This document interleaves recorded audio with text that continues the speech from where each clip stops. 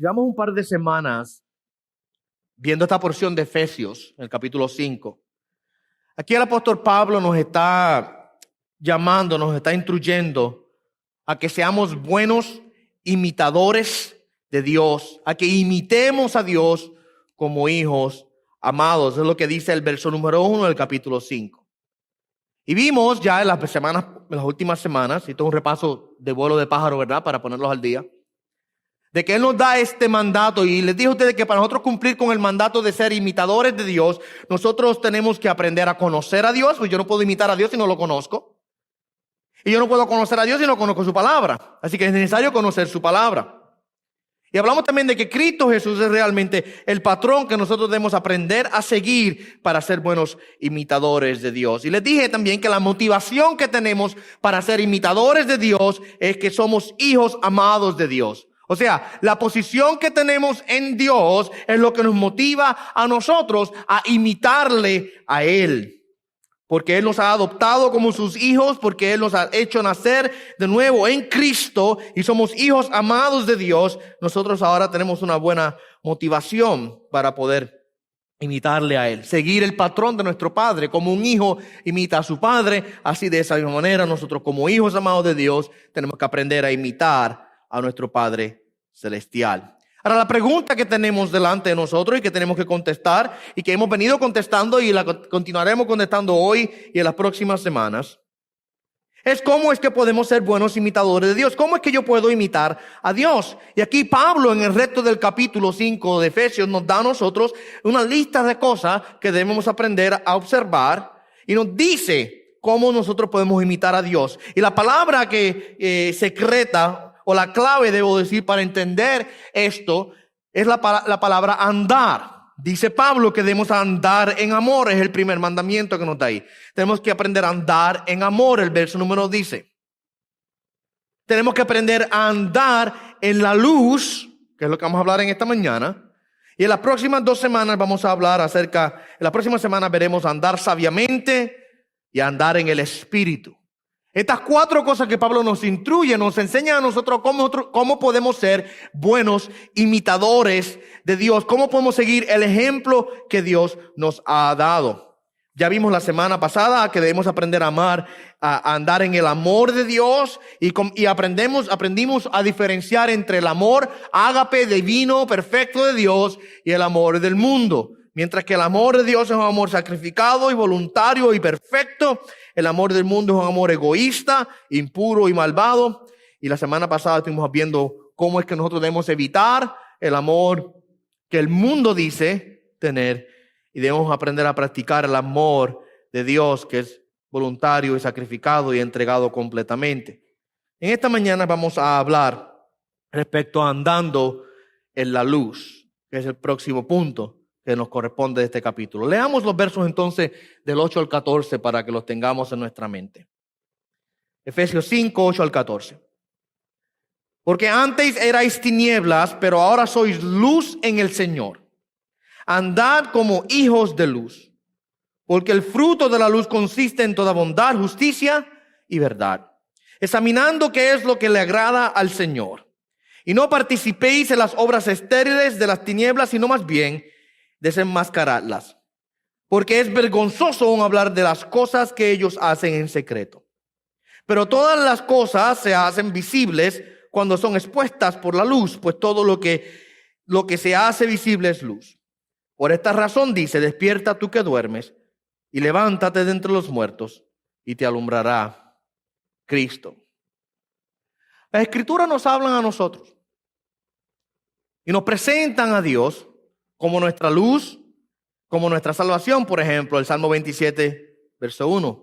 El Señor nuestra luz, nuestra salvación. También la Escritura presenta a Dios como una luz eterna.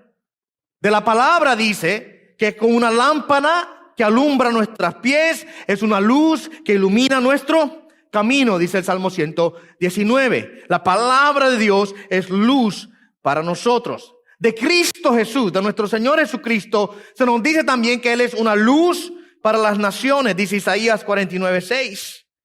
Mira lo que dice Juan 1:9 y Juan 8:12. Juan 1:9 dice, existía la luz verdadera que al venir al mundo alumbra a todo hombre. La luz verdadera, ¿quién es? En el contexto entendemos que es Cristo Jesús. Jesucristo mismo hablando de sí mismo allá en Juan capítulo 8 verso 12 dice que Él habló y dijo, yo soy la luz del mundo. El que me sigue no andará en tinieblas, sino que tendrá la luz de la vida. Entendemos por la palabra de Dios que el concepto de luz es constantemente asignado a Dios. Dios es luz, su palabra es luz, el Hijo es la luz que los ilumina, el Espíritu Santo también ilumina nuestros corazones, por así decirlo, es el que alumbra en nuestras vidas. En la Escritura nosotros entendemos que el concepto de la luz tiene dos aspectos espirituales que quiero discutir con ustedes rapidito. El primer aspecto es intelectual, el segundo es moral. Intelectualmente hablando, la luz representa la verdad, mientras que moralmente hablando, la luz representa la santidad. O sea que vivir en la luz significa, por tanto, vivir en verdad y vivir en santidad. Mientras que la figura de la oscuridad o de las tinieblas, la imagen de las tinieblas, tiene esos mismos dos aspectos, pero opuestos. Intelectualmente hablando, representa la ignorancia y la falsedad y el error. Y moralmente hablando, habla del pecado y de la maldad. Así que el andar en la luz es sinónimo de andar en la verdad de Dios y andar en santidad. Mientras que andar en tinieblas es andar en la ignorancia, en el error, en la mentira, andar en la maldad y en el pecado. Así que para que nosotros seamos buenos imitadores de Dios, para que yo sea un buen imitador de mi Padre Celestial, yo tengo que obviamente aprender a reflejar en mi vida la luz de Dios. Tengo que imitar a Dios en ese aspecto. Todos aquellos entonces que pertenecen a Dios deben andar en luz, tanto intelectualmente como moralmente. Esas dos cosas son muy importantes, muy importantes, porque cuando hablamos de la luz o la iluminación intelectual, no estamos hablando de que usted sea ahora un científico súper inteligente, que usted va a entender todos los conceptos de la ciencia, de las matemáticas, etcétera, etcétera. No estamos hablando de que la luz que ilumina nuestro intelecto lo va a hacer usted ahora un médico en medicina o lo va a hacer un ingeniero de la NASA, etcétera, etcétera. Lo que estamos hablando es que la luz de Dios ilumina nuestras mentes de manera intelectual, a través de la cual ahora yo puedo entender y comprender quién es Dios, quiénes somos nosotros, cuál es nuestro propósito en la vida, hacia dónde nosotros vamos. Entendemos las preguntas más básicas e importantes que el hombre siempre ha tratado de responder, pero nunca ha logrado hacer. ¿Verdad? El hombre siempre ha tratado de responder la pregunta, ¿de dónde venimos? ¿Por qué estamos aquí? ¿Para dónde vamos? ¿Cuál es nuestro propósito? Todas esas preguntas han estado siempre en la mente del hombre. Y el hombre se ha inventado una de cosas increíbles para tratar de contestarlas. Las falsas religiones, por ejemplo, tratan de contestar estas preguntas de una manera tan ignorante. Y pasaremos ahora explicándole a ustedes cada una de los inventos que el hombre se hace de todos los tipos de religiones que existe en el mundo, de tratar de contestar la pregunta tan fácil y sencilla para nosotros, que es de dónde venimos y para dónde vamos. La ciencia, por el otro lado, trata de hacer lo mismo, pero ahora lo visten con un disfraz de ciencia y de intelectualidad, y hablan de la evolución, etcétera, etcétera. El hombre siempre trata de contestar esa pregunta, pero nunca puede. Dios, al iluminar nuestras mentes, recibimos ahora el entendimiento de quién es Él, de quiénes somos nosotros, y nos vemos por quiénes somos, pecadores, necesidad de un Salvador, y vemos a Dios por quién es Él, un Salvador que se entregó a sí mismo para salvarnos de nuestros pecados. ¿Ve? Esa es la iluminación intelectual de la luz de Dios. Ahora, en el aspecto moral, la luz de Dios nos lleva a vivir, debemos decir, en un patrón que le agrade a Él, en santidad. Mira lo que nos dice Primera de Juan, capítulo 1, versos 5 al 7, hablando de este mismo tema de la luz. Y este es el mensaje que hemos oído de Él y que os anunciamos. Dios es luz y en Él no hay tiniebla alguna. Si decimos que tenemos comunión con Él, pero andamos en tinieblas, mentimos y no practicamos la verdad. Mas si andamos en la luz, como Él está en la luz, tenemos comunión los unos con los otros y la sangre de Jesús, su Hijo, nos limpia de todo pecado. Dios es luz y en Dios no hay tiniebla ninguna. Ahora yo no puedo decir, y este es el aspecto moral de la luz, que yo ando en luz pero vivo en tiniebla. O sea, yo no puedo decir que ando en la luz de Dios pero vivo en pecado. Pues es una contradicción porque en Dios no hay tiniebla. Aquel que dice que está en Dios anda en la luz, y si ando en la luz, estoy andando como Dios quiere que yo ande. ¿Ok? Vamos a examinar entonces el texto que tenemos delante de nosotros. Lo primero que quiero que observemos es el contraste que Pablo nos hace aquí. En el verso número 8, míralo conmigo. Porque antes erais tinieblas, pero ahora soy luz en el Señor. Mira lo que Pablo nos contrasta aquí. Nos contrasta el pasado nuestro con nuestro presente. Lo que éramos con lo que somos. Mira lo que éramos. ¿Erais qué? Tiniebla. Note algo interesante aquí. Dos cosas importantes. Número uno, lo presenta en pasado. ¿Y algo pasado? Ya pasó, ¿verdad? O sea, es algo que fue cambiado. Éramos tiniebla, ya no somos tal cosa. Si estamos en Cristo, ya no somos tiniebla. Ha habido un cambio. Son cosas del pasado. Sabemos que el que está en Cristo es nueva criatura. Eso es lo primero. Es pasado. Lo segundo, mira lo que dice. Éramos tiniebla. Erais tiniebla. Me llama la atención que él usa esa fraseología. No dice estábamos en las tinieblas. No dice estábamos en las tinieblas. Como si fuéramos unas víctimas de las tinieblas. Como si fuéramos inocentes, estábamos ahí y no nos quedó remedio de estar ahí. No, él dice, éramos tinieblas. O sea que nuestra naturaleza, todo lo que nuestra naturaleza era en nuestro pasado, sin Cristo, mi amado hermano, era tiniebla. No éramos simples víctimas del reino de Satanás, sino que éramos parte de su reino, éramos partícipes, éramos contribuidores de las tinieblas. Ese es el punto. O sea que nuestra naturaleza antes de estar en Cristo era una naturaleza de oscuridad. Es importante que entendamos eso. No es que estábamos atrapados en la tiniebla, aunque sí estábamos atrapados en la tiniebla, pero no estábamos atrapados en la tiniebla como si fuéramos unos inocentes, sino que nosotros mismos éramos tinieblas. Estábamos allí por voluntad propia y por deseo propio. ¿Ok?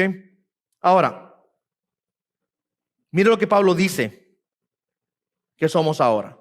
Antes éramos tinieblas, pero ahora somos, y mira el contraste ahora. Éramos, somos.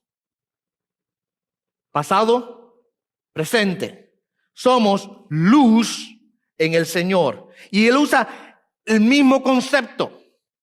No solamente, no dice estamos en la luz, aunque sí hay un aspecto, igual como podíamos decir, yo estaba en las tinieblas, por supuesto que sí puedo decir eso. Porque era tiniebla. Y de la misma manera podemos decir, yo estoy ahora en la luz de Cristo. Claro que sí estoy en la luz, pero no solamente estoy en la luz, sino que también soy luz.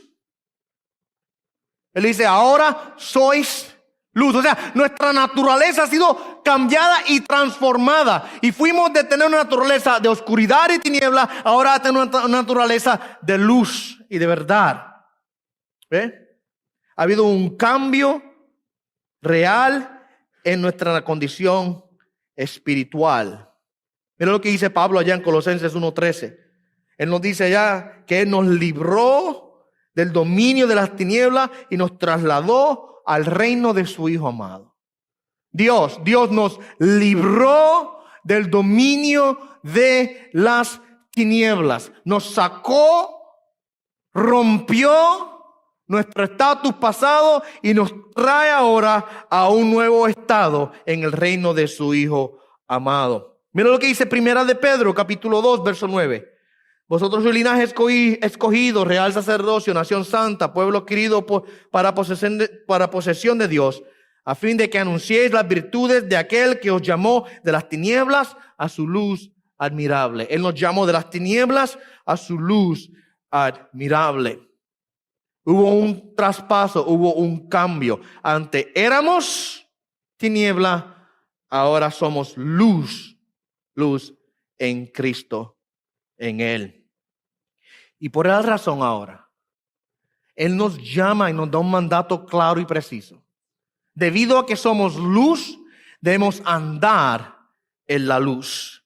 Mira lo que dice el verso, no es más. Eras tinieblas, ahora soy luz. Andad como hijos de luz. Esa frase una vez más es importante. ¿Por qué es importante? Porque el hijo es aquel que recibe la naturaleza del padre. ¿Ustedes entienden eso? El hijo ha recibido del padre de la madre toda la composición biológica para ser el hijo. Decimos el ADN. Todo lo que él es lo recibió de su padre y de su madre. Nosotros ahora somos hijos de luz. Toda nuestra composición espiritual no viene del mundo, no viene de las tinieblas, sino que viene de Dios, del Padre de las luces. Y por tal razón ahora nosotros debemos andar como hijos de lo que somos, hijos de luz. Esa es nuestra posición. ¿Okay? Veamos las características ahora de este andar en la luz. Mira lo que dice el verso 9. El fruto de la luz, eso es importante. En otras partes de la Escritura habla del fruto del Espíritu. Allá en el libro de Gálatas, por ejemplo. Aquí Pablo nos está hablando ahora del fruto de la luz. Hace una referencia sencilla. Podemos decir que es casi intercambiable los términos. Habla de algo que se produce. Y son las pruebas de nuestra verdadera fe. Una verdadera relación de salvación con el Señor va a producir ciertos frutos. ¿Cuáles son? Bueno, muchas personas se confunden en cuáles son. El tomar una decisión por Cristo, el tener una membresía en la iglesia, el asistir fiel a los servicios de adoración, el bautismo, el apoyo financiero a la obra del Señor y muchas otras cosas más, a menudo se utilizan como si fueran la evidencia de la salvación. Ahora no estoy diciendo que no sea bueno hacer todas esas cosas. Es más, es importante y es necesario. Claro que es necesario. Cada una de esas cosas son necesarias. Y además son mandatos de nuestro Señor Jesús para nosotros como creyentes. El cristiano fiel debe hacer cada una de esas cosas que mencioné. Pero estos comportamientos pueden fácilmente también hacerse en la carne.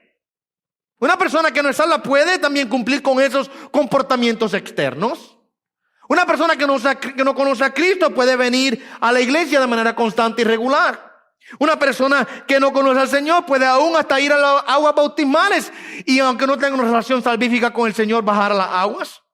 Aunque no tenga una fe verdadera, puede dar al Señor de manera financiera, puede ayudar a la iglesia en diferentes cosas, puede asistir, puede cargar su Biblia y ninguna de estas otras cosas indican que la persona es realmente salva. Una vez más, son importantes, una vez más, son necesarias y digo, son mandamientos del Señor para nuestras vidas, pero estos comportamientos tenemos que entender que pueden ser ficticios en muchas personas y por tal razón no son confiables en sí mismos como una evidencia de una verdadera salvación. Al otro lado, Pablo aquí nos menciona una serie de características que son obras y frutos espirituales que no se pueden lograr a través del poder de la carne. Solamente pueden lograrse a través de la obra del Espíritu en nuestras vidas. Y nos da tres cosas aquí. Yo creo que quizás Pablo podría mencionar muchas más. Por ejemplo, usted lee Gálatas, se habla del fruto del Espíritu, usted va a darse cuenta que él tiene una lista mucho más amplia. Pero aquí nos menciona tres cosas. Nos dice que el fruto de la luz, verso 9, consiste, número 1, en toda bondad. Toda bondad. Agatosume es la palabra griega. ¿Qué quiere decir eso? Esta palabra hace referencia a lo que es moralmente excelente. Tiene su más completa y máxima expresión en lo que voluntaria y sacrificadamente se hace por los demás. Es el yo actuar de manera bondadosa a pesar de lo que la otra persona haga o no haga. Va ligada directamente al amor ágape. Al amor perfecto de Dios, al amor autosacrificado y entregado que ama sin medida y sin condiciones. Ya hemos hablado de esto. La semana pasada estuvimos hablando de esto. De cómo es que el amor divino, el amor ágape, no mira cuán linda, cuán buena o cuán bien me haga sentir la persona. Ese es el mundo. El mundo dice, si tú eres así, te amo. Si dejas de serlo, se acabó la cosa. El amor de Dios es un amor decidido, es un amor sacrificado, es un amor voluntario. Se entrega por decisión, no se entrega por conveniencia. Si fuera por conveniencia, ¿tú crees que para Dios era conveniente amarnos como nos amó? ¿Qué necesitaba Dios de nosotros? Vamos a hacer la verdad. ¿Qué necesita Dios de nosotros? Absolutamente nada. Nada necesita de nosotros. Así que Él no era conveniente para Él el amarnos. No era conveniente para Cristo amarnos. Es más, tuvo que morir en la cruz para demostrar su amor.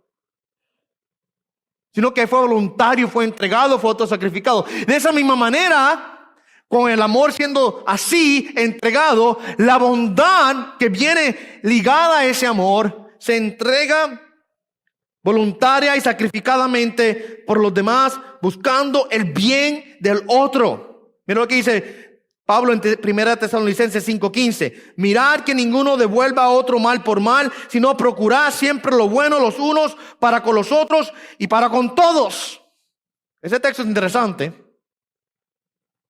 Mirad que ninguno devuelva a otro mal por mal.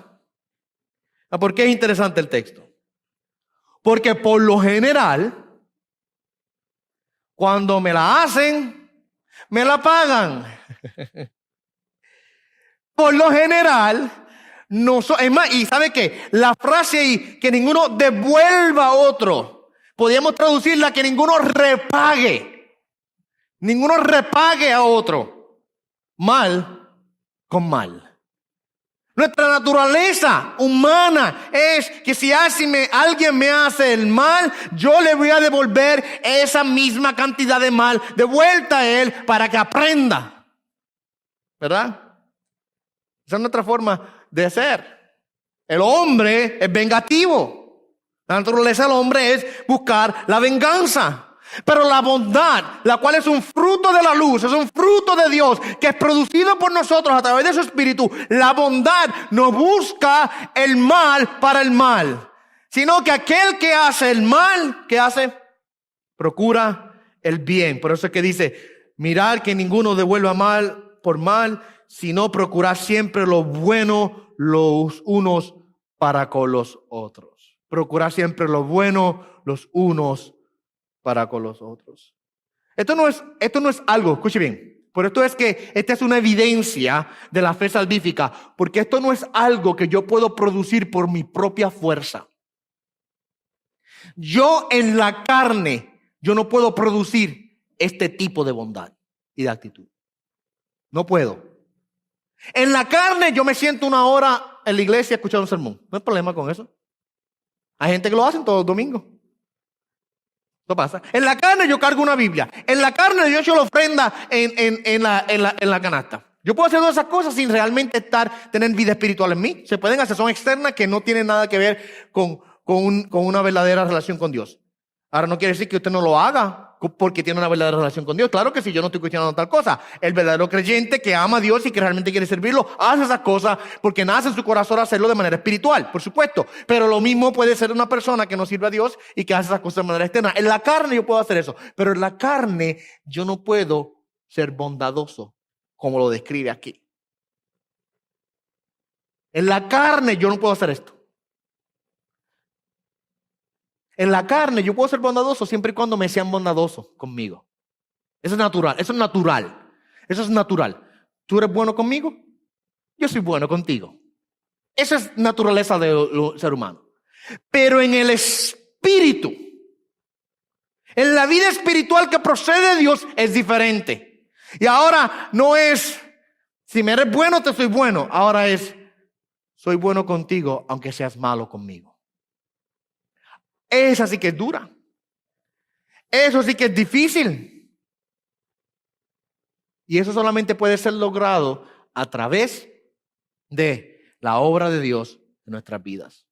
Así que el fruto de la luz primeramente es bondad. Segundo, el fruto de la luz, dice Pablo aquí, es rectitud. Rectitud, o la palabra que utiliza la traducción ahí, es justicia. Pero a mí me gusta usar la palabra rectitud más que la palabra justicia, porque muchas veces nosotros confundimos lo que la palabra justicia quiere decir. Cuando nosotros pensamos en justicia, inmediatamente pensamos en la corte y en un juez. que me hagan justicia y que se cumpla la justicia en un sistema legal. Esa palabra en el español lleva esa connotación. Y por eso es que es un poquito difícil a veces entenderla. En el inglés es más fácil entenderlo, porque en inglés la traducción no utiliza la palabra justicia, justice, utiliza la palabra righteousness, que mejor traducida al español es rectitud. Rectitud. ¿Okay? La palabra rectitud o justicia tiene que ver primeramente ahora con una relación apropiada con Dios. El yo estar ahora en un estatus de justo delante de su presencia. Si tiene una aplicación primeramente de yo ser declarado justo delante de Él, de yo estar recto delante de Él. Y nosotros entendemos muy bien que eso solamente ocurre a través de la obra salvífica, a través de la fe puesta en nuestro Señor Jesucristo. Siendo pues justificados por la fe, tenemos ahora, ¿verdad?, paz para con Dios, dice Pablo allá en el libro de Romanos. La fe en Cristo nos da ahora justificación. Así que la palabra rectitud, la palabra justicia tiene primeramente que ver con un estatus de rectitud y de justo delante de Dios. Pero también tiene que ver cómo nosotros vivimos. Esa es la otra aplicación de esta palabra. Estamos supuestos a ser instrumentos de justicia. Estamos supuestos a conformarnos al estándar divino. Y cuando hablamos entonces ahora de rectitud en el comportamiento, estamos hablando de aquello que es justo y recto. Tiene que ver con estar derecho. Tiene que ver con estar sobrio y en control de las cosas. Tiene que ver con andar por el camino marcado ya por Dios. Así que podemos decir que la rectitud, mientras que tiene que ver uno con una relación a través de la fe en Cristo Jesús, recta con Dios, por el otro lado también tiene que ver con nuestra vida, la forma en que nosotros andamos y nos comportamos. Así que la palabra, el fruto de la luz, bondad y rectitud. Y la tercera palabra que Pablo utiliza ahí, el fruto de la luz es bondad, justicia o rectitud, ¿verdad? La tercera palabra, verdad. Verdad. En este caso aquí, la palabra verdad tiene que ver con la honestidad, con la confianza, con la confiabilidad, con la integridad de mi vida. Es un contraste con las formas hipócritas, engañosas y falsas de la vieja vida que vivía en la oscuridad. Cuando habla de verdad aquí, está hablando de mi integridad personal, de mi carácter honesto, de mi carácter de confiabilidad, de mi carácter no hipócrita, no engañoso, no falso, no mentiroso. ¿Ok? Este es el fruto de la luz. Bondad, justicia y verdad. Vemos entonces que la bondad se refiere, escuche bien, la verdad se refiere principalmente a nuestra relación con los demás. La justicia principalmente a nuestra relación con Dios. Y la verdad principalmente a nuestra integridad personal. Esas tres cosas y estas tres formas consiste el fruto de la luz. Ahora, entendamos lo siguiente, que el fruto es la evidencia de nuestra vida en Dios. Si no hay fruto, no hay evidencia. Jesucristo nos advirtió allá en Mateo 7 que velemos y nos cuidemos de los lobos rapaces, porque sus frutos, dice, por sus frutos los conoceréis. El fruto nos da a entender a nosotros quién es la persona. Y una persona que está en Cristo, una persona que ha sido salva por la gracia y la misericordia de Dios, debe mostrar fruto. Tiene que haber fruto. Tiene que tener que ser un poquito de fruto. Las personas que viven en las tinieblas van a dar frutos malos, los que viven en la oscuridad van a dar frutos de pecado, los que viven en Cristo, los que son de la luz, dan frutos buenos y frutos de justicia. Si una persona no tiene ningún fruto de justicia en su vida, ningún fruto de verdad en su vida, ningún fruto de bondad en su vida, ningún fruto divino, entonces podemos nosotros llegar a decir, probablemente no es creyente. No debe haber, no hay tal cosa como un cristiano sin fruto. Donde hay vida, hay evidencia de vida. Donde hay vida, hay fruto de vida. ¿Okay? Ahora, pastor, pero yo me siento que todavía estoy creciendo, como que no llego todavía. El fruto es progresivo. El fruto es progresivo. Usted plantó la semilla ayer. No espere ir mañana a recoger la fruta. El punto aquí no es que usted tiene que llegar a un nivel de madurez y perfección completa ya hoy. El punto aquí es, estás creciendo en el Señor. Eso es lo importante. Estoy creciendo en Él. Mi fruto va en aumento. O está muerta la viña. O está muerto la planta. Es la pregunta. ¿Hay vida? Y si hay vida, tiene que haber crecimiento. ¿Ven? Entendemos entonces que es progresivo. Toma tiempo. Se va desarrollando, va creciendo. Y quizás usted tiene uno nada más hoy, pero mañana echa 2 más. Y luego al otro año tiene 5. Y luego tiene 10. Y cuando te viene a ver, su planta espiritual va creciendo en el Señor porque va echando nuevos frutos cada día y constantemente. Esa es la pregunta. ¿Hay producción? ¿Hay producción de fruto en usted? Es la pregunta que hay que hacer. ¿Se recuerdan allá que en una ocasión los fariseos vinieron donde Juan a bautizarse? Y Juan le dice a los fariseos, ¿para qué ustedes vienen a bautizarse, chorro de hipócritas? ¡Víboras! ¿Quién les enseñó a ustedes a huir de la muerte venidera? De frutos dignos de arrepentimiento, porque si no, mira, parafraseando un poco, si no, el hacha está a la raíz de los árboles y todo árbol que no lleva fruto es cortado y echado al fuego, ¿verdad? Debe haber evidencia de fruto en nuestra vida. No es más, no estoy demandándole a ustedes que ustedes sean perfectos, pero ese debe ser nuestro patrón y esa debe ser nuestra meta. No estoy diciendo que usted va a alcanzar 100 hoy, pero tiene que empezar con 1. Tiene que ir creciendo. Y mientras usted va creciendo, va añadiendo. Y su fruto va aumentando. Y usted va constantemente subyugando su voluntad y su ser al Señor, y el fruto de la luz va produciéndose en su vida. Fruto de luz con los demás, fruto de luz con Dios, fruto de luz dentro de usted mismo. Con los demás en bondad, con Dios en rectitud, conmigo en integridad. ¿Ok? Muy importante. Ahora, parte de yo crecer, o lo que me va a llevar, debo decir, a mí a crecer en dando fruto, está en el verso número 10, que es el otro fruto de la luz, podemos decir. Fruto de la luz, bondad, justicia y verdad. Y hay una cosa más que está en el verso número 10 que Pablo nos da. Y es que tenemos que aprender nosotros a entender, a conocer la voluntad de Dios. Mira lo que dice el verso 10. Examinando qué es lo que agrada al Señor.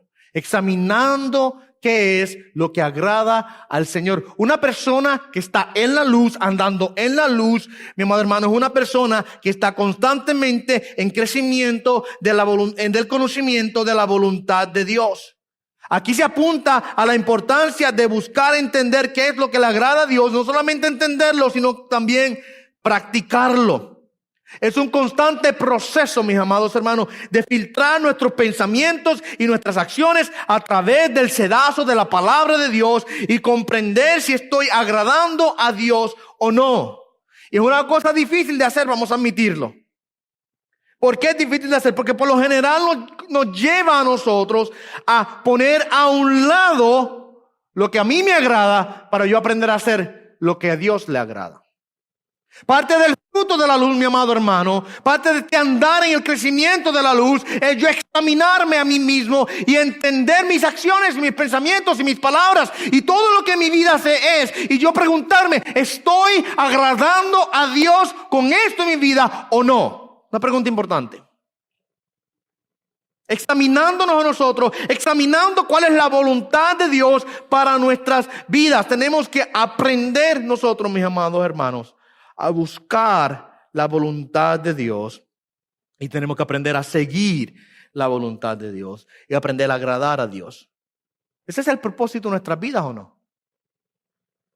¿Cuál es el propósito de tu vida como creyente? ¿Para qué nosotros vivimos? ¿Para quién nosotros vivimos? Nosotros somos hijos de Dios, vivimos para agradarle a Él, vivimos entregados a Él. Y yo tengo que aprender a buscar. Si estoy andando en la luz, voy a estar constantemente examinando qué es lo que le agrada al Señor y buscando someterme a Él en cada aspecto de mi vida. Y una vez más, escuche bien, una vez más, no estoy diciendo que usted va a llegar aquí hoy mañana perfecto cumplimiento de toda la voluntad de Dios en su vida. Esto solamente ocurrirá cuando Dios nos lleve para el cielo, ya sea por la muerte o por el rapto, cuando Cristo venga y nos lleve hacia allá. ¿Verdad? Perfección la alcanzaremos cuando estamos en la presencia de Dios, en la gloria.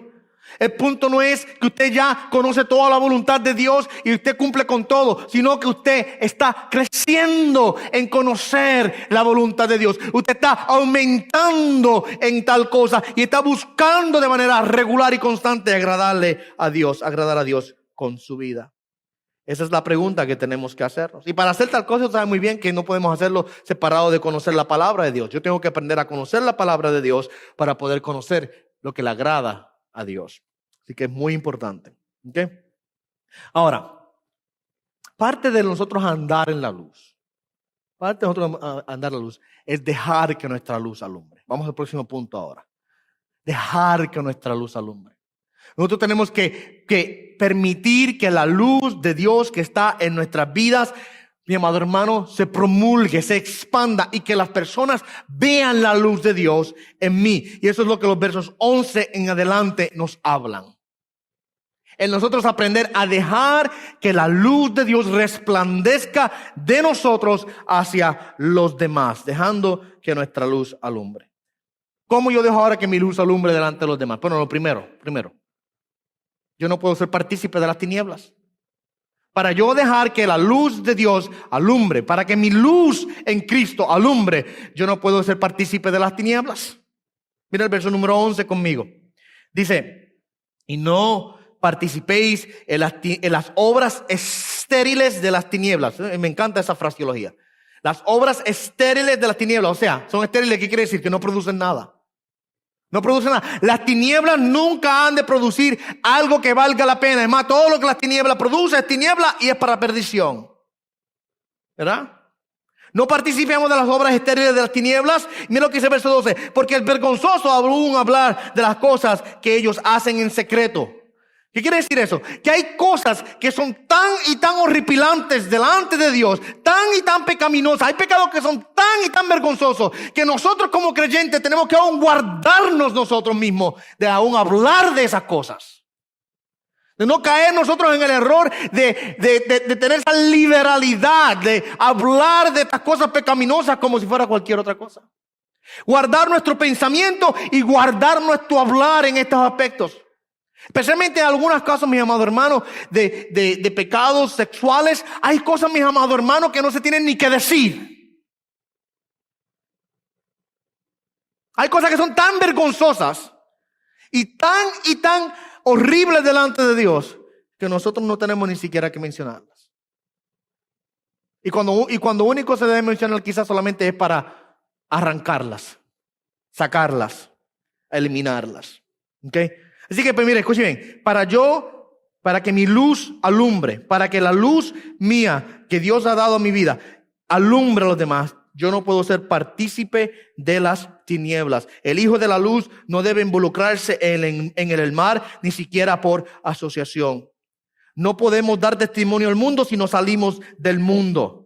No podemos ir muy lejos en el mundo antes de entrar en contacto con todo tipo de maldad, y tenemos que entonces aprender a nosotros a guardarnos de cada una de esas cosas. Yo no puedo permitir que el mundo y las tinieblas se apoderen de nuestra vida. Yo no puedo comprometer los estándares de Dios, porque si yo comprometo los estándares de Dios, eso va a debilitar mi testimonio y va a debilitar mi carácter. Tenemos que entender que ningún acto de injusticia, ningún acto pecaminoso es permisible en la vida del creyente.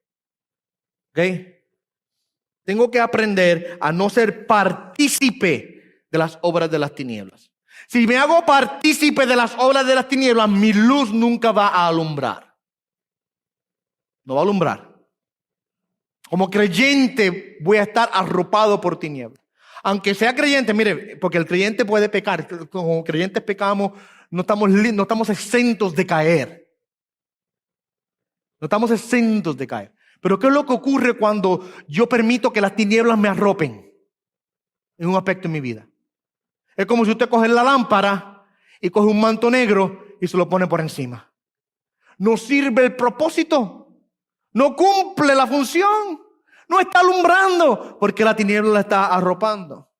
Así que yo no puedo, número uno, para que mi luz alumbre, yo no puedo ser partícipe de las tinieblas, porque al ser partícipe de las tinieblas estoy apagando mi luz o cubriéndola y nadie la va a poder ver.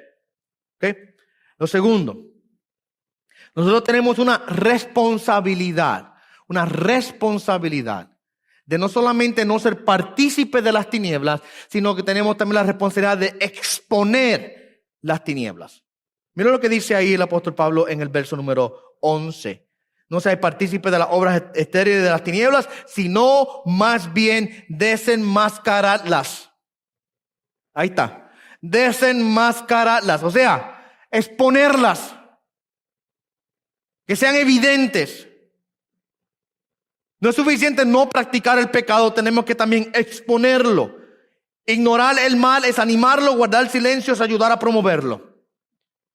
El pecado en nuestra vida, mi amado hermano, no debe ser ocultado y yo no debo ignorarlo. El ignorarlo simplemente va a promulgarlo. La idea aquí, cuando dice desenmascarar las obras de las tinieblas, la idea aquí es la idea de la reprensión, de la corrección y de la disciplina.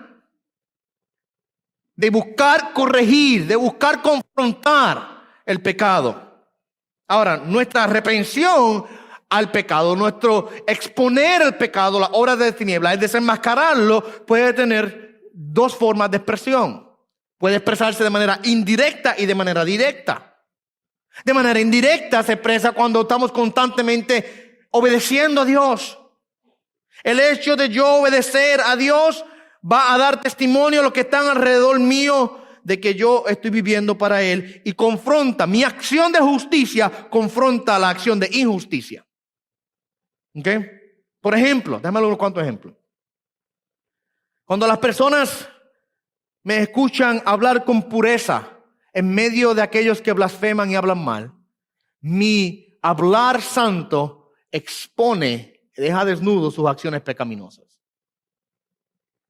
Cuando me ven hablar con verdad y no con engaño y falsedad, va a exponer el pecado del engaño. Cuando yo comienzo a ser un ejemplo de entrega total, va a exponer el egoísmo. Cuando yo dejo de hablar de manera insensata y falsa y comienzo a hablar de manera sabia, va a exponer, se ve, se nota entonces, se hace clara la diferencia. Por ejemplo, el yo negarme a practicar, a envolverme dentro de un negocio ilegal y pecaminoso, va a exponer la acción como lo que es. Lo que quiero decir, el usted aprender a decir no lo hago porque soy creyente, inmediatamente, de manera indirecta, expone la acción pecaminosa por lo que es. Oh, ¿por qué tú no mientes? Llévate eso, si eso no es de nadie, te lo puedes coger al bolsillo. No, yo no robo.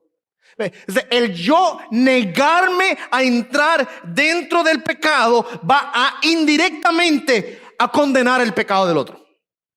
Y es por eso, ¿sabe qué? No se sorprenda que usted pierda amistades. No se sorprenda. Todos los que quieren vivir santamente para Dios van a pasar por esto. Y usted tiene que aprender muchas veces a tener que lidiar con las consecuencias. No, miren, no se la voy a pintar de color de rosa, no tengo otra forma de decírselo. Si usted quiere ser fiel al Señor, van a haber gente en su vida que lo van a abandonar. Le van a decir, yo no quiero estar contigo, yo no quiero hablar contigo, tú eres un aburrido, tú eres un tonto, tú eres un estúpido, o lo que sea. ¿Cuántas cosas le van a decir? Simplemente porque usted no quiere practicar las obras de las tinieblas, porque cuando usted es luz, las tinieblas corren. ¿Ve? Así que de manera indirecta, por usted ser fiel a Dios, inmediatamente las tinieblas le van a huir. Cristo lo dijo, si tú no estás dispuesto a dejar padre, madre, y ustedes se recuerdan toda la lista, ¿verdad que sí? Por amor a mí, no eres digno de mí. ¿Qué quiere decir el Señor? Tiene que estar dispuesto a sacrificarlo todo por el Señor. Y van a haber ocasiones, mi amado hermano, en la cual tu fidelidad a Dios va a exponer las tinieblas de la otra persona hasta tal punto que la persona va a decir, no te quiero más. No vengas por aquí más porque no. O aunque no te lo digan directamente, te van a dejar de llamar. Te van a dejar de llamar. Te van a dejar de invitar. Te van a desconectar. En Facebook te van a dejar de seguir, ¿sabes? Y te van a dejar de dar los likes en Twitter e Instagram también. O sea, el punto es que la vida de santidad del creyente va a ser incómodo a aquel que no está viviendo de acuerdo a tal vida. Aquel que vive en tinieblas se va a sentir incómodo al lado de uno que vive la luz de Cristo. Así que nosotros exponemos las tinieblas a través de nuestra obediencia a Dios, y esa es una forma indirecta de exponer las tinieblas. Pero muchas veces es necesario ir más allá de eso. Hay ocasiones en las cuales una respuesta indirecta no es suficiente, y una respuesta entonces, o una reprimenda abierta y directa, es necesaria. El testimonio silencioso solo irá tan lejos. El no hablar en contra y prácticamente oponerse a las cosas malas es un fracaso. Obedecer a Dios. Los creyentes deben aprender entonces a exponer en cualquier forma bíblica legítima que sea necesaria lo que es pecaminoso y lo que es parte de las tinieblas. El amor que no expone abiertamente y se opone al pecado, mi amado hermano, no es amor bíblico. El amor no solo actúa de manera propia, sino que también nunca se regocija de la injusticia. ¿Qué te quiero decir con esto? Que si yo realmente estoy en el amor de Dios, en ocasiones va a requerirse el que yo de manera abierta y directa tenga que confrontar a alguien por su pecado. Quizás tengo que advertírselo. Tengo que decírselo. Por donde vas a la perdición. Se van a ofender. Supongamos, mi amado hermano, que hay un precipicio. Hay una fuerte lluvia. Se cayó el puente. Y usted se dio cuenta. Usted se detiene en el camino. Estaciona su auto. Y viene un auto bajando. Y usted se queda parado mirándolo a ver si se da cuenta igual que usted. El auto lo va a ver usted y dice, mira ese parado al lado del camino, ¿qué estará haciendo ahí? Pero sigue. No se da cuenta del precipicio y cae. Ahora usted puede hacer lo contrario. Usted se para en medio del camino y comienza a mover sus manos. Detente, detente. Hay un precipicio, te vas a caer. ¿Cuál usted cree que es una acción que denota más amor? ¿La que lo permitió que siguiera o la que se paró en medio del camino? ¿Se arriesgó su vida? Porque podía ser que la persona se lo haya enredado también. Pero arriesgó su vida por amor a tratar de detener a la persona que cayera en el precipicio del cual usted fue salvado. Muchas veces, mis amados hermanos, el exponer el pecado va a requerir una acción directa. Va a requerir una acción directa. El yo decirle a alguien, estás mal, no es fácil. El advertir no es fácil. Es incómodo el tener que corregir a alguien. Es difícil, especialmente nosotros los adultos, que no nos gusta que nos corrijan. Pero es necesario. Es necesario. Si yo vengo donde usted y le digo algo, no se sienta mal conmigo. Porque le amo. Porque te amo, hermano. Porque te amo, hermana. Si te corrijo de manera directa, es porque te amo. Porque te amo, quiero verte crecer en el Señor. Y porque te amo, quiero ver que lleves fruto. Mi corrección siempre tendrá esa intención. Lo mismo se da los unos con los otros. Tenemos que muchas veces aprender a confrontar el pecado en los demás. Con amor, por supuesto, con cariño, con gracia, con paciencia. Por supuesto, Dios fue paciente conmigo y contigo. Tenemos que ser pacientes los unos con los otros. Dios fue amoroso, tenemos que ser amorosos. Dios fue agraciado, tenemos que ser igual. Dios fue misericordioso, también tenemos que ser misericordiosos los unos con los otros. La confrontación del pecado es con la intención de salvación y de restauración y de crecimiento, no con la intención de castigo y de venganza. ¿Okay?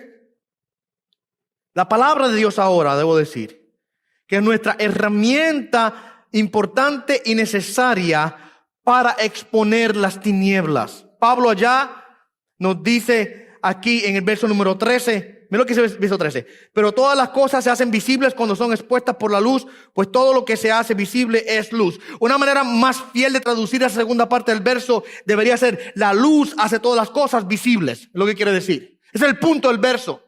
Que la luz revela las cosas. La luz hace que las cosas puedan verse. Y eso es axiomático, eso es autoevidente, ¿verdad? Que si ustedes lo saben, ustedes se dan cuenta que este edificio no tiene ventanas. Si yo apagamos las luces, esto se pone completamente oscuro. Usted no puede ver nada, ni lo que está delante usted puede ver. No puede ver nada. Usted enciende la luz, inmediatamente lo que está en oscuridad es revelado delante de la luz. ¿Cómo hacemos eso? ¿Cuál es el instrumento entonces para nosotros encender esa luz? Es la palabra de Dios. La palabra de Dios es la lámpara que revela en medio de un cuarto oscuro, enciende y nos deja ver todo lo que existe. La luz revela todas las cosas. La palabra es la luz que instruye, mi amado hermano. Salmo 119, verso 105. Lámpara es a mis pies tu palabra, luz para mi camino. Nos guía la palabra de Dios. Mira lo que dice el Salmo 119, verso 130. Me encanta este verso, bien interesante. La exposición de tus palabras imparte luz y da entendimiento a los sencillos. La exposición de tus palabras imparte luz. ¿Sabes qué es lo que yo aquí todos los domingos? Yo le predico a ustedes de manera expositiva, que eso quiere decir que yo lo que hago es que les presento a usted la palabra, se la expongo. Aquí está la palabra de Dios. Y mira lo que dice ese verso ahí, Salmo 119, verso 130. La exposición de la palabra de Dios que dice, imparte luz. La palabra es el instrumento divino que revela todo aquello que está oculto. En el libro de Hebreos capítulo 4, verso 12 al 13, una porción que quizá ustedes la conocen casi de memoria. No menciona aquí la palabra luz, no se menciona aquí el encender una luz, pero claramente nos menciona aquí lo que la palabra de Dios hace, que revela lo oculto. No es lo que dice el verso 12 y 13 de Hebreos 4. Porque la palabra de Dios es viva, eficaz y más cortante que cualquier espada de dos filos, penetra hasta la división del alma y del espíritu, de las coyunturas y los tuétanos, y es poderosa para discernir los pensamientos y las intenciones del corazón. Y no hay cosa creada oculta a su vista, sino que todas las cosas están al descubierto, desnudas ante los ojos de aquel a quien tenemos que dar cuenta. La palabra de Dios, mira lo que dice, discierne los pensamientos y las intenciones del corazón, desnuda quiénes somos, divide, y todo lo que está en nuestra vida es expuesto delante de la luz de la palabra. Miren, mi amado hermano, si cuando yo le estoy enseñando aquí a ustedes domingo tras domingo, usted se siente que algo está pasando, no culpe al pastor, es que la palabra de Dios que se enciende ilumina los corazones.